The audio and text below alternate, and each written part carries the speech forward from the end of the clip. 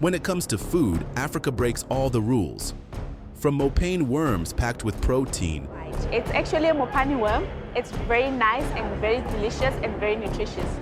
To Nairobi's smoky Mutura blood sausage, Africa's culinary landscape challenges everything you thought about food. These aren't just meals, they're centuries-old traditions, cultural treasures, and sustainable solutions. Get ready to uncover the 15 strange foods you can only find in Africa.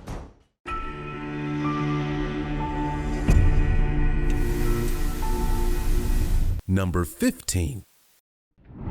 Mopane worms. Among Africa's most distinctive delicacies are Mopane worms. Worms might sound off-putting, but these aren't your garden variety. They're loaded with nutrients and a staple in African cuisine. So what exactly are Mopane worms?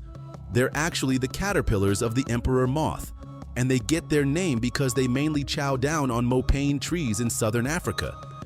Think of them as the ultimate tree huggers, except they're also a meal. These worms are packed with protein, vitamins, and minerals. If you're trying to flex that health-conscious vibe, Mopane worms are low-key killing it in the nutrition department. Here's where it gets interesting. Locals don't just stumble upon these critters and eat them raw. Nah, they go all out. Mopane worms are usually harvested during the rainy season, then boiled, sun-dried, or fried until crispy. Some say they taste kinda like a cross between sardines and shrimp with a crunchy twist. And yes, they're totally edible and pretty popular in countries like Zimbabwe, Botswana, and South Africa. Now you might be thinking, worms? Seriously? But Mopane worms aren't just a random snack. They've been part of African diets for centuries and are even a critical source of income for rural communities. In fact, some studies show that harvesting and selling Mopane worms helps fight poverty and boosts food security in these regions. And get this, scientists have started giving Mopane worms the spotlight they deserve. Research highlights their sustainability compared to traditional livestock. Number 14. Flying termites. If you thought termites were just the creepy little bugs that wreck your furniture, think again. In parts of Africa, flying termites are actually a legit snack, and not just any snack. They're considered a delicacy. Yeah, I'm talking about those winged little critters buzzing around after rainstorms. Who knew? So, why flying termites? These guys don't just show up uninvited. They actually make their grand entrance during the rainy season, swarming out in the millions like a bug party nobody asked for. But instead of running away screaming, people grab nets, buckets, and whatever they can find to catch these winged munchies. They're loaded with protein, healthy fats, and other nutrients. Talk about a power-packed snack. The preparation, not complicated at all. Usually the termites get roasted or fried until they're crispy AF, kind of like bug chips. Some say they taste a bit nutty, others compare it to shrimp or even popcorn with a crunch. If you're a foodie who's all about those wild flavors, flying termites might just blow your mind. Most people outside Africa would probably be doing the whole, nope, dance at the idea of munching on termites. Termites have been on the human menu for centuries, and they're totally sustainable. They reproduce fast, don't need much space, and definitely don't leave a big carbon footprint. Number 13. Chicanda. This Zambian dish is basically the wild card of African cuisine, and trust me, it's way more interesting than your average meatloaf. So what's the deal with Chicanda? A snack or meal with a texture kind of like bologna, but made from, drumroll please? Wild orchid tubers and ground nuts. Chicanda's nickname is African Polony, but don't let that fancy name fool you. It's a bit of a mystery mashup, firm, jelly-like, and packed with flavors that might just mess with your expectations in the best way possible. Locals say it's chewy, earthy, and slightly nutty. Honestly, it's like the cool cousin of your deli meats, only way more natural and way less processed. The main ingredient isn't actually meat. It's wild orchid tubers, ground up into a powder, mixed with crushed peanuts and spices, then boiled and set to cool into this unique cake-like block. Yeah, it sounds weird, but it's straight up delicious for those who dig earthy, nutty flavors and a little textural adventure. If you like trying things out of the ordinary, Chicanda is definitely a must-try. Plus, it's more than just a tasty snack. It's part of Zambia's cultural heritage. People have been enjoying it for generations, especially in rural areas where wild orchids grow naturally. It's like a connection to the land on your plate. And here's a fun fact. Chicanda is often eaten as street food or during celebrations, making it a social vibe as well. Number 12. Nairobi's sausage. A Kenyan street food legend, Mutura, also known as Nairobi's sausage. If sausage makes you cringe, stick around. Mutura isn't just food, it's a cultural journey packed inside a sausage. Mutura is basically Kenya's answer to sausage, but with a twist. Meat and a mix of spices stuffed inside the cow or goat intestines. Yep, it's a sausage, but made with real deal blood. Sounds intense? Yeah, but it's also packed with flavor. Locals swear it's one of the best things you can grab on the streets of Nairobi, especially when it's freshly grilled over open flames, sizzling and snapping with every bite. Here's the thing about Mutura. It's not just random street food. It's deeply rooted in Kenyan traditions and special events like weddings and celebrations. People gather around grills, chatting and enjoying the smoky, spicy aroma while waiting for their turn. Nothing beats that smoky, slightly gamey flavor combined with a spicy kick from chili, ginger, and other local spices. If you like your food with a little heat and a whole lot of character, Mutura is the move. But why blood? Well, sausages are common in many cultures worldwide because they're a great way to use every part of the animal. No waste here. It brings a deep, iron-rich flavor to the sausage that plain meat just can't deliver. And if texture's on your mind, Mutura has a satisfying snap from the grill and stays juicy and tender inside. Number 11. Palm weevil larvae akokono, as the cool kids in Ghana call it, akokono. Now, before you scrunch your nose, hear me out. These little critters aren't just some random bugs. They're actually a powerhouse snack, packed with protein, fat, and flavor that's impressive. So what exactly are we talking about? Palm weevil larvae are the juicy grubs found inside palm trees. Yeah, I know, it sounds wild, but these squishy little guys have been fueling people in West Africa for years. People roast them, fry them, or sometimes grind them up and toss them into stews and soups. The result? A nutty, smoky flavor that's a total game changer. Think of it as nature's own protein bar, only way more authentic and zero fake ingredients. Akokono isn't just tasty, it's insanely nutritious. Loaded with protein and healthy fats, it's like a natural energy boost. Plus, compared to traditional livestock like cows or chickens, farming palm weevil larvae is way more eco-friendly. They don't need massive amounts of water, space, or feed. So yeah, munching on these grubs is not only good for your body, but also kind to the planet. Sustainability goals? Checked. But wait, there's more. Akokono is more than just a snack. It's a business opportunity. In Ghana, folks are turning these larvae into a legit income stream, farming them to fight food insecurity and poverty. Talk about turning bugs into bucks. Number 10. South African recipe cow head. One of the most legendary and bold dishes in South Africa? Cow head. Not just a cut of meat, but the whole head, slow cooked and served up like a feast for the fearless. This is serious food adventure, not your everyday steak. So what's the deal with cow head? In South Africa, it's known as smiley, and it's a major player in traditional cooking. The name smiley comes from the fact that after boiling or roasting the head, the cow's mouth is often left in a creepy grin. Kinda spooky, kinda awesome. The whole head is slow cooked until the meat is tender, juicy, and literally falls off the bones. Every part of the head, from the cheeks to the tongue, is eaten. Yeah, it's a whole adventure for your taste buds. This dish isn't just about the meat. It's a big part of South African culture, especially among the Xhosa and other communities. Cow head is often served at big gatherings, celebrations, or just when folks want to flex their cooking skills. And let me tell you, preparing cow head is no joke. It can take hours to get everything just right, but the payoff? Totally worth it. Now, if you're wondering what it tastes like, imagine rich, flavorful beef, but with a texture that varies from tender to slightly chewy depending on which part you're munching on.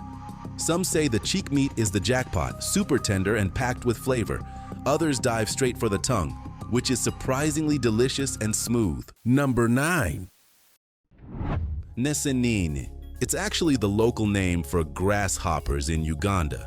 These crunchy little jumpers aren't just annoying bugs ruining your picnic. Nope, They're a legit food delicacy that's been part of Ugandan culture for generations. Grasshoppers as a snack. So, what's the deal with Nsenene? Every year during the rainy season, these grasshoppers show up in swarms, kind of like uninvited guests at the party. But instead of swatting them away, Ugandans gather their nets and go full-on grasshopper hunting mode.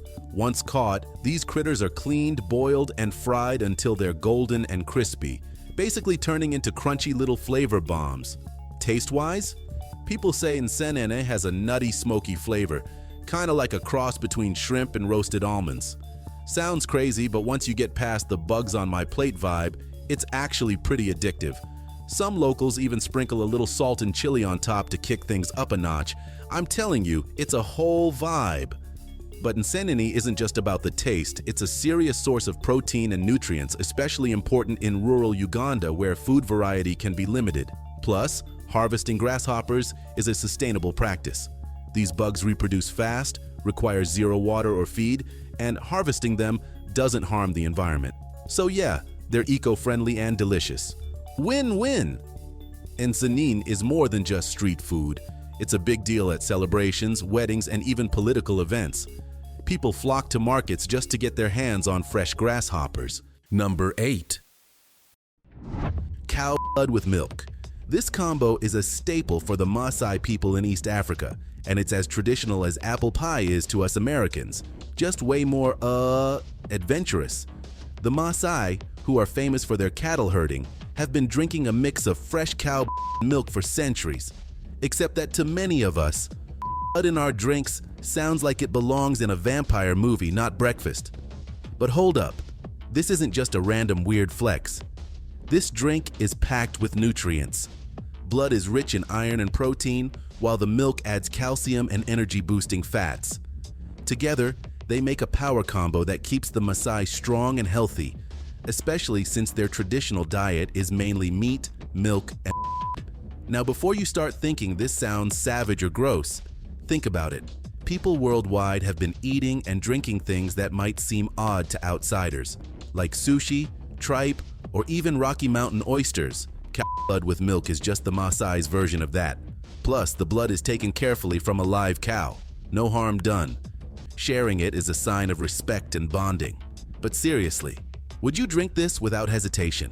No Marys here. It's pure raw blood blended with fresh milk.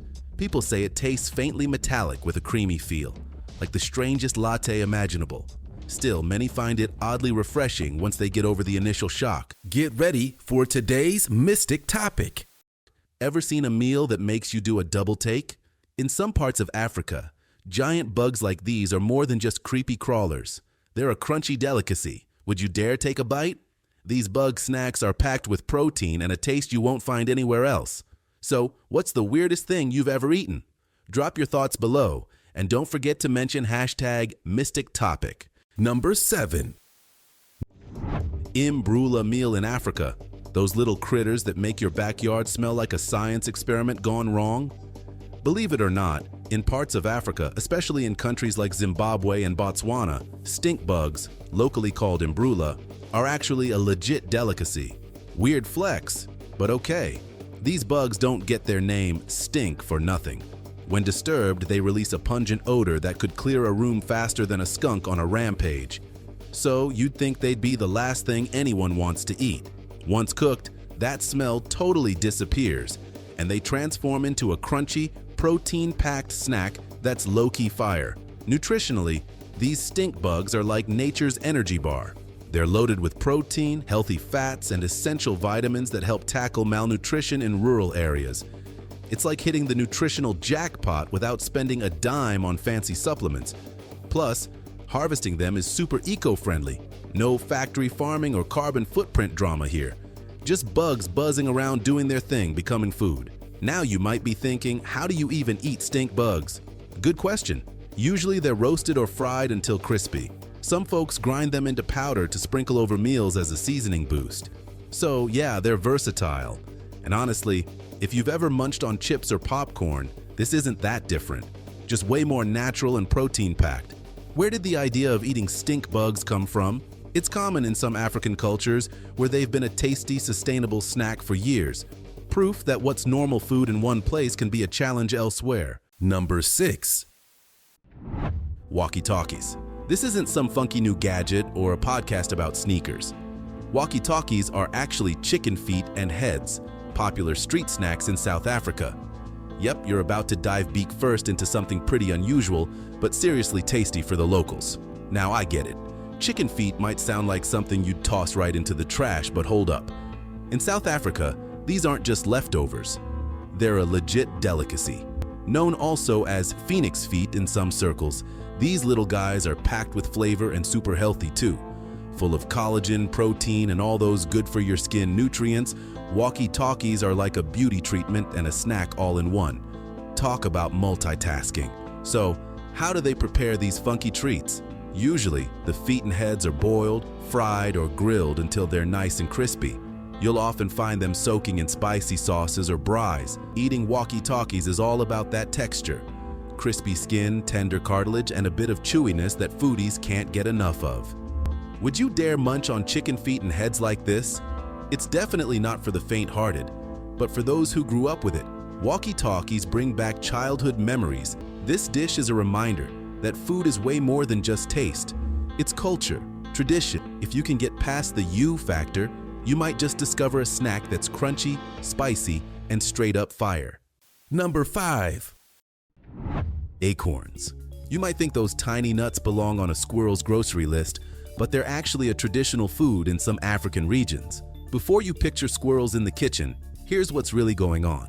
Acorns might look like plain old tree nuts, but they're way more than just backyard snacks. For centuries, people in parts of Africa have been gathering acorns, processing them, and turning them into edible treasures. The thing is, raw acorns are pretty bitter and loaded with tannins, which means you can't just pop them in your mouth like peanuts. Why do they need soaking, drying, and roasting? To get rid of the bitterness and make them actually good to eat. Once they're properly prepped, acorns become a versatile food source. They can be ground into flour for baking, boiled into a porridge, or even made into a kind of nutty coffee substitute. Honestly, acorns are the ultimate survival food. Nutritious, energy-packed, and super eco-friendly, since they come straight from the trees. Why aren't we eating acorns more? I mean, we're always on the hunt for healthy plant-based foods, and acorns fit the bill. They're high in carbs, fats, and fiber. Basically nature's own superfood. But thanks to their bitter reputation, most people don't bother with them. Sounds like a missed opportunity if you ask me. Let me ask you this. Would you be willing to give acorns a shot if they were roasted and turned into something delicious? Could you go from you to once you taste that toasty, nutty flavor? I feel you if the idea's a little sus, but hey, we're all about trying new things here. So yeah, acorns might not be the flashiest food on this list, but they're proof that sometimes the most unexpected ingredients can become local staples, and they're a reminder that food culture isn't just about fancy meals. It's about making the most out of what nature gives you. Number 4. Koolie, a West African favorite that's basically the OG groundnut cake, but way more interesting than your typical peanut butter sandwich. So what's Koolie all about? It's made from roasted peanuts ground into a paste, mixed with spices, and then fried until crispy. Think of it as the peanuts' cooler, more street-smart cousin. This crunchy treat is super popular in Nigeria, Ghana, and other parts of West Africa, where it's not just a snack but also a staple in many households. Peanut butter is great and all, but Koolie takes peanuts to a whole new level. It's got this irresistible crunch and a spicy kick that makes you want to keep munching. People often eat it on its own, or crumble it over rice and stews for some extra flavor and texture. So yeah, it's versatile, like the Swiss Army knife of snacks.